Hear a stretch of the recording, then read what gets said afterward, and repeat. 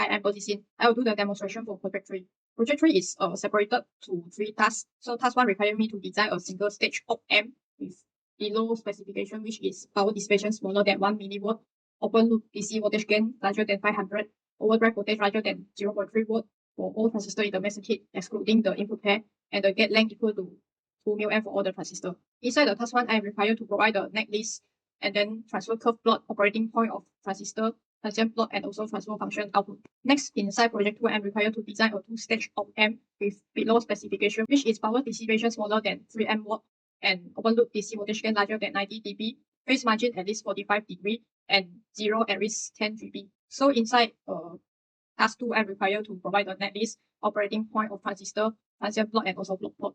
Inside task 3, I'm required to do the application of op-amp, which is using the final op-amp design from the task 2 and then apply to the application, including buffer, inverting amplifier, non-inverting amplifier, integrator, differentiator, or oscillator. And then I am also required to attach the transient plot and transfer function output. So next we will proceed to the calculation.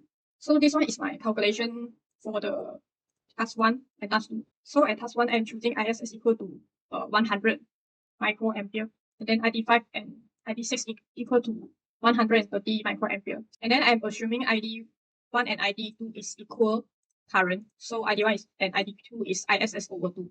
And then ID3 is equal to ID5 minus ID1. So I get ID3 equal to 80 microampere. And then I'm choosing AV1 is equal to 4000 and choosing Z equal to 10 GB and phase margin equal to 80 degree. So from the calculation, I will get the Y of each transistor and put inside the LT-SPICE for the simulation. So this one is the LT-SPICE simulation for task 1. So at here we can see M1 and M2 is equal Y, which is 590.7 mil, and then M5 and M6 is equal Y, which is 50.2415 mil, and M3 and M4 is equal Y, which is 30.9179 mil, and then M7, M8, M9, and M10 have equal Y, which is 118.1519 mil, and then M11, M12, MBP2, and MBP1 have the equal Y, which is 148.148 mil, and I4 is the reference voltage. I use 100 microampere. And then MBP3, Y is equal to 3.7037 mil, and reference voltage I use 10 mil. And then MBN4, Y is equal to 0.9662 mil, and I'm using 10 mil A for the reference current. And then MBN5 is equal to 3.8647 mil, and then also I use 10 mil for the reference current. So at here, I will first to use the include the level 49 text file because I'm doing the simulation for level 49. And then this one is the DC analysis, which I will generate the VTC curve from the .dc command. And then I will find the operating point by using .op command. And then for the transient, I'm using .transient 4 milli and then 0.025 milli because I want to do 0.05 milli peak to peak. And then also using 1 kHz. And then .tf is used to generate the transfer function output. So inside the task 1, we can also view the SPICE netlist at here. So this one is my SPICE netlist. So at here, I will first to generate the DC analysis. So this one is the VTC curve of 10. And at here, we can choose the input value. So I'm choosing 1.3 as the input value, and my output value supposed to be 1.7. So inside the operating point, I will put the 1.3 as my input value.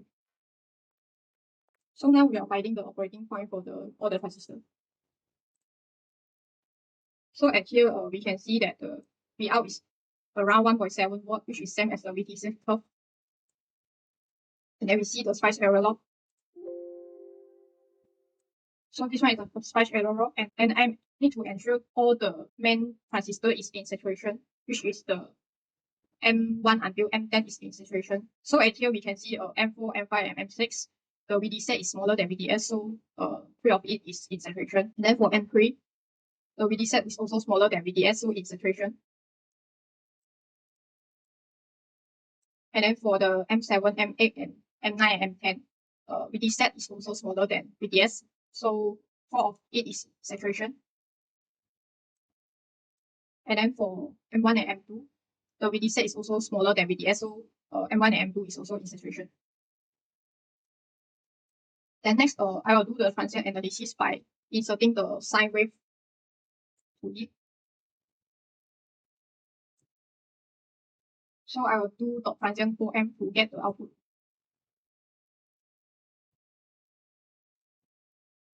So this one is my V out. So from the V out, we can see that there is no distortion occur, and also I have 4 cycles to show. So from here, I can get also V peak to peak value, which is around 119.8196 millivolt. And then next, we will also check for the V in. So this one is the V in 1 and V in 2. And then we can observe that the V out is follow the waveform of V in 1. So we will also get the VP to peak value for the V in 1 minus V in. So the VP to peak value is around 96.158 milliwatt. So when we use the V out over V in minus V in 2, we can get around 1246.2684 gain. So it's exceed 500. And then we can verify the gain value also using the transfer function output.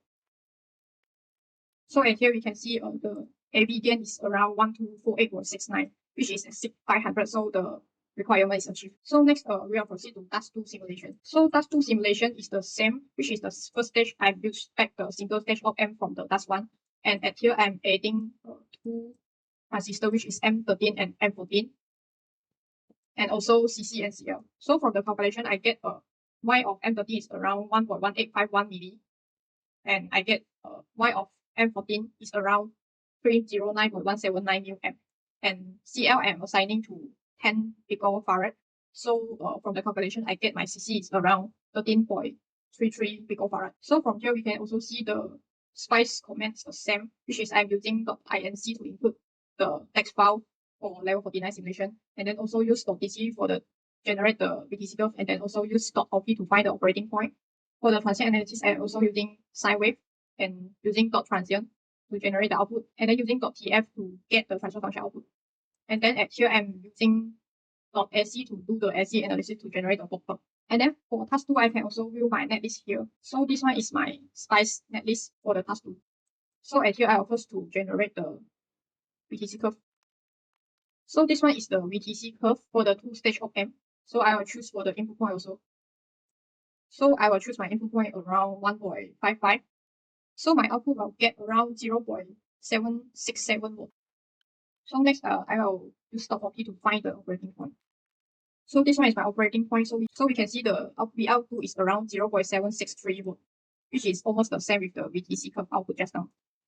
And then we can check the spice error log for the transistor whether it is inside saturation point or not. So for M4, M5, and M6, we can see that the VDC is smaller than the VDS. So M4, M5, and M6 is in saturation. And then for M3 and M14, we can see that the VDC is also smaller than VDS. So M3 and M14 is also in saturation. And then from here, we can see M8, M10, and M9, the VDC is smaller than VDS. So these 3 is in saturation. And then at here, we can see that the M13, M1, M2, and M7, the VDC is also smaller than VDS. So these 4 transistors are also in saturation. So next, we will use the sine wave to generate the transient analysis. So this one is the Vout2. So at here, we can also see there is no distortion occur and also have 4 cycles. And then this one is the waveform of the V-in1 and V-in2. So next, we will proceed to do the transfer function output. So this one is the transfer function output. So the AV is around 105434. So from here, we can use 20 log 105434 and get the dB is around 100 dB. So 100 dB is assist the requirement, which is 90 dB. And then next, we will proceed to the AC analysis. So this one is the pop plot obtained from the second stage op amp. So at here, we are finding the value inside the 0 dB.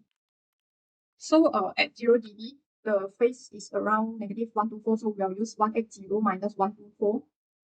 So we will get the phase margin around 56, which is assist the requirement for phase margin at least 45 degree. And this one is the GB, which is 6.496 millihertz. So that's all for the simulation for task 2, and then we'll proceed to task 3. So this one is the task 3 design. I'm choosing the application of inverting amplifier. So at here, I'm just back the design of 2-stage op amp. but at here I'm adding two input to the V2 and V-in2. So for the V1, I'm using sine wave, and then I'm using R1 equal to 3K and R2 is equal to 9K. So theoretically, I need to get the voltage gain around -3. So first I'll do the transient simulation. So this one is the output waveform for the transient. So we can see that the output is 180 phase shift with the input. So this one is match the specification of inverting amplifier. Next, we'll check for the gain.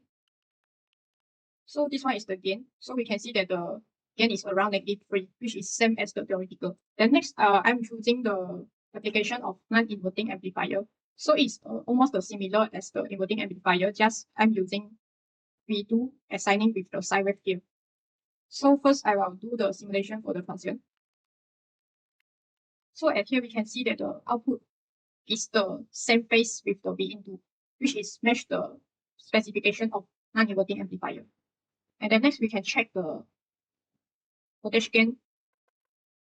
So in here, we can see that this is the voltage gain, which is 4, which is also matched with the theoretical calculation. So that's all for my demonstration video, and thank you.